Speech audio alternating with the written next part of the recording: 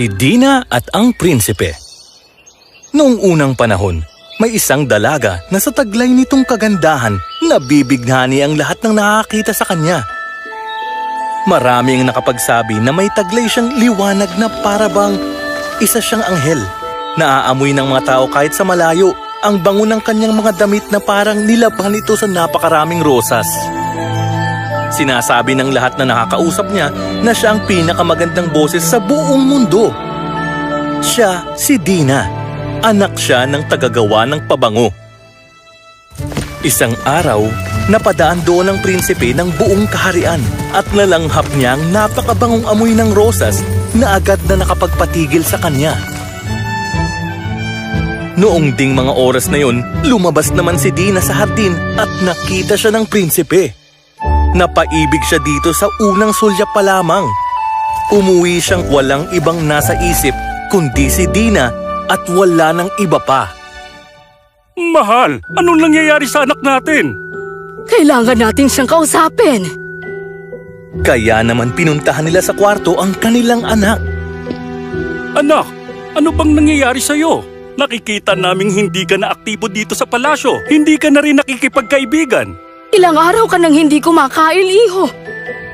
May problema ka ba? Sabihin mo naman sa amin, anak.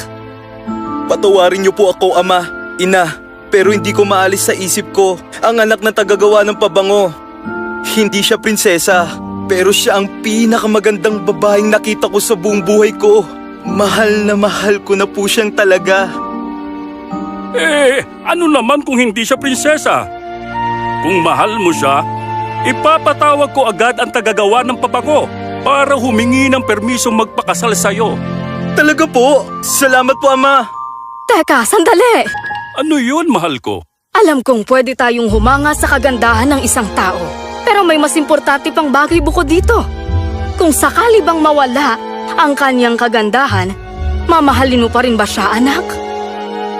Tama ang iyong ina. Pag-isipan mong maigi, anak. Pansamantala lamang ang kagandahan. Alam ko po yun, ama. Yan ang dahilan kung bakit nahiya akong sabihin sa inyo ang lahat ng ito. Gusto ko siyang mahalin ng buong buo. Kung ganon, maghintay ka ng 1 taon. Umalis ka at maglakbay. Mamuhay ka na para bang hindi mo siya nakilala. Huwag mo siyang banggitin kahit na kanino. At kung mahal mo pa rin siya pagkalipas ng 1 taon, ipapakasal ko na kayong dalawa, iho. Sige po, ama. Gagawin ko po. Naglakbay nga ang prinsipe sa malalayong lugar. Namuhay siya na parang hindi niya kailanman nakilala si Dina. Hindi niya ni minsan binanggit ang pangalan nito. Pero gayon pa man, mahal pa rin niya ang dalaga. Pagkalipas ng 1 taon, agad na nagpadala ang hari at reyna ng sulat ng paanyaya sa tahanan ni Dina para pakasalan nito ang prinsipe. Aba, salamat! Papa, ano pong gagawin natin? 1 taon ka nang hinihintay ng Prinsipe, Dina. Matalino at matapat ang ating prinsipe. Totoong iniibig ka niya. Pero paano po kung mapahamak siya ng dahil sa akin? Magtiwala ka sa puong may kapal. Magtiwala ka sa buhay na ibinigay sa'yo, iha. Kung ganun, sasabihin natin sa hari na mananatili ako sa palasyo ng buong araw. Pero uuwi po ako dito pagsapit ng gabi. Sige, ako nang bahala. Pumunta ang ama ni Dina sa palasyo. Ibinahagi niya ang kagustuhan ni Dina sa mahal na hari. Mahal na hari, ikinagagalak namin tanggapin ang iyong imbitasyong kasal. Pero may isang kondisyon ng anak ko bago siya pumayag. Sa pagtira niya dito, mananatili siya sa buong araw sa palasyo. Pero papayagan niyo siyang umuwi sa bahay tuwing gabi. Sa totoo lang, mukhang kakaibang hiling nyo, Ginoo. Ngunit kung papayag ang aking anak, sige, hahayaan kong gawin nilang mag-asawa ang gusto nila. Naganap nga ang isang napaka-ingranding kasalan. Masayang-masaya silang dalawa. Kahit alam ng prinsipe na kailangang umuwi ni Dina tuwing gabi, masaya naman siyang makakasama na ito ng buong araw. Ngunit hindi niya inaasahan na nangyari ng sumunod na araw pagkatapos ng kasal. Bakit umuwi ka agad sa iyong ama pagkatapos ng kasalan? Gusto ko lang malaman. Masaya ka ba? Tignan mo ito, may dala ko para sa'yo. Gusto mo bang sumama sa akin maglakad sa labas? Ha? Nagtagal ng ilang buwan ng ganitong sitwasyon. Gabi-gabi umuuwi si Dina sa kanyang ama. Pagsapit ng umaga, bumabalik sa palasyo si Dina. Buong araw lamang siyang umuupo sa tabi ng bintana na hindi man lang tumitingin sa prinsipe. Mahal na mahal ng prinsipe si Dina kaya hindi niya magawang magalit dito. Mahal mo ba ako, Dina? Sabi mo sa akin kung paano kita mapapasaya. Masaya na akong tumingin ka sa akin ngayon. Salamat. Totoong mahal ng prinsipe si Dina, ngunit nalulungkot siya tuwing naiisip niya na hindi niya ito mapasaya. Isang araw habang naglalakad siya sa kanilang hardin, nakasalubong niya ang kanyang kaibigang hardinero. Mahal na prinsipe, nalulungkot akong makita kang hindi masaya. Sabihin mo sa akin kung anong problema. Hindi ko na alam ang gagawin ko, John. Walang araw na hindi umuwi si Dina sa kanyang ama tuwing gabi. Pagdating niya ng umaga, hindi niya ako kinakausap o tinitignan man lang. Mahal ko siya pero hindi ko alam kung paano siya pasasayain. Anong gagawin ko?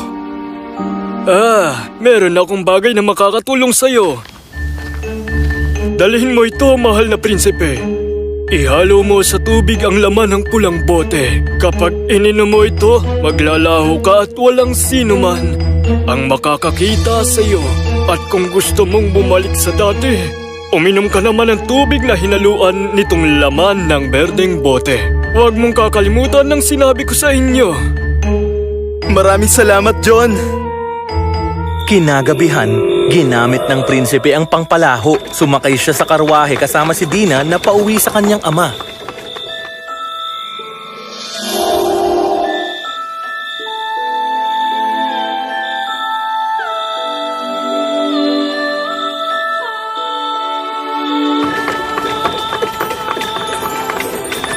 Kawawa ka naman. Napakalungkot mo siguro. Alam mo, napakasama ako sa prinsipe. Gusto ko na sabihin sa kanya lahat pero hindi pwede. Malinaw ngang mahal na mahal ka niya para hindi kanya piliting magsalita. Purihin ang hari ng kalangitan! Simulan na ang konserto! Umawit si Dina at ang mga anghel, taglay ang pinakamagagandang boses nila. Umawit sila hanggang umaga, hanggang sa patigilin ito ni Indra. Panginoon, gusto ko pong... Hindi pa panahon, Dina. Pagbalik sa palasyo, ininom ng prinsipe ang tubig sa berdeng bote. Agad niyang kinausap si Dina. Dina, meron akong kakaibang panaginip kagabi. Nakita kita sa isang karwahe kasama ang isang anghel at kumakanta ka sa harapan ng hari ng kalangitan. Pero hindi ko maiwasang maramdaman na meron kang dinaramdam. Ano ba talagang problema, mahal ko?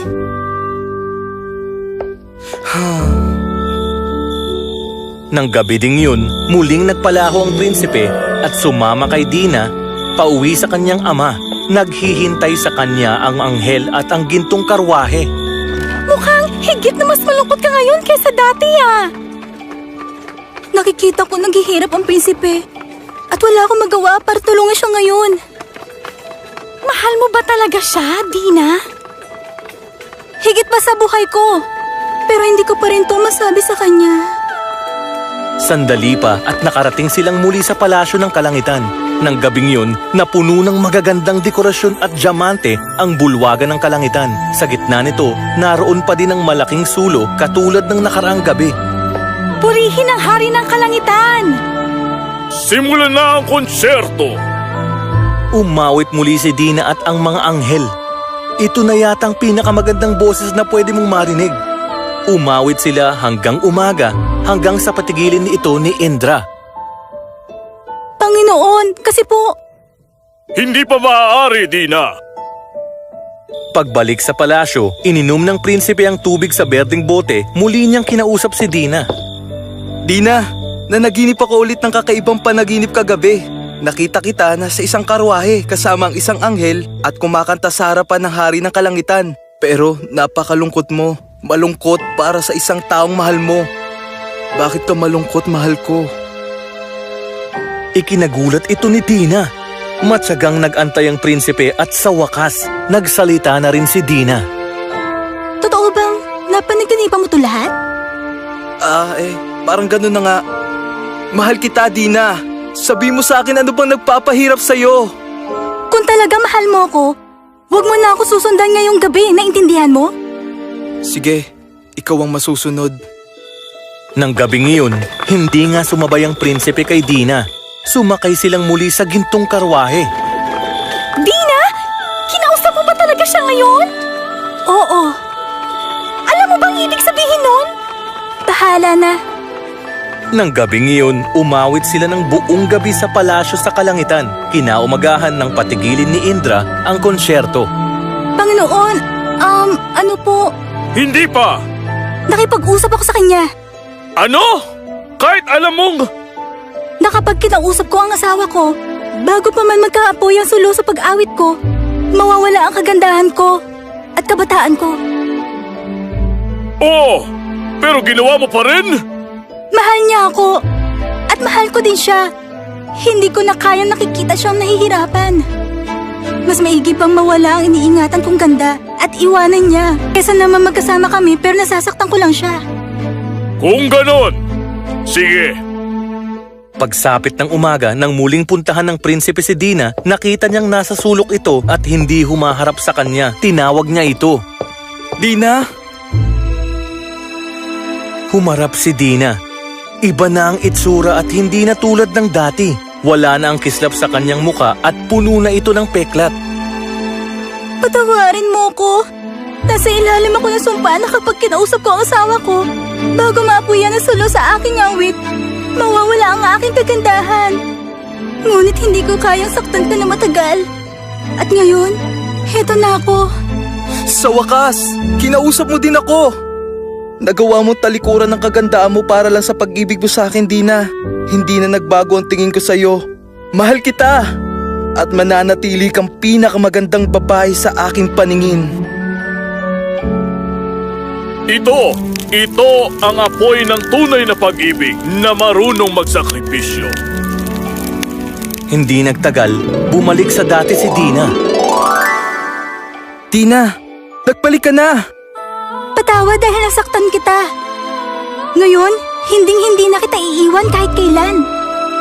At sa wakas, nakamta na din ng prinsipe ang pagmamahal ni Dina. Namuhay sila ng masaya sa piling ng bawat isa na may buo at wagas na pag-ibig.